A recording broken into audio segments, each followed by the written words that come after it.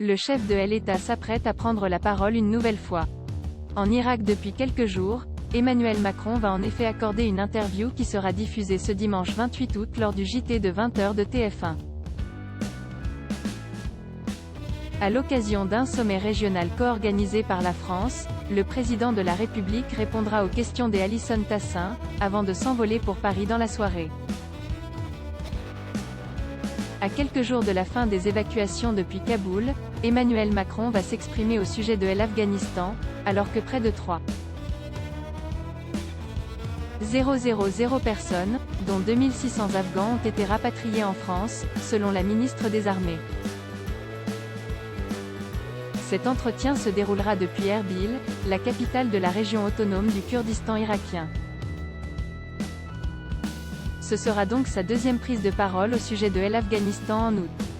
Le 16 août dernier en effet, au lendemain de la prise de Kaboul par les talibans, Emmanuel Macron avait donné une allocution. L'urgence absolue est de mettre en sécurité nos compatriotes ainsi que les Afghans qui ont travaillé pour la France et leurs familles.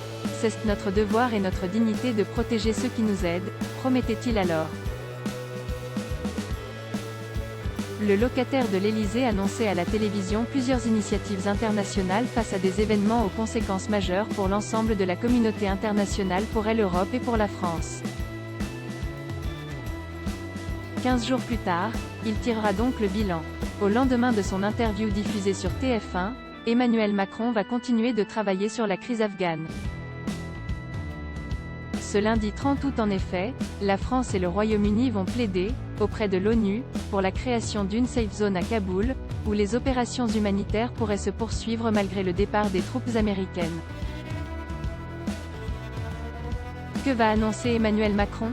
Dans les colonnes du journal du dimanche, le président de la République a expliqué que Londres et Paris élaborent un projet de résolution qui vise à définir, sous contrôle onusien, une safe zone à Kaboul qui permette de continuer les opérations humanitaires.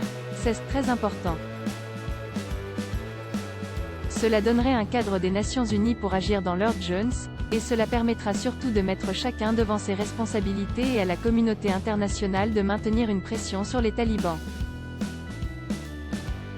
En Irak, le président a également annoncé que des discussions avaient été entamées avec les talibans afin de protéger et rapatrier des Afghanes et des Afghans en situation de risque depuis le changement de régime à Kaboul.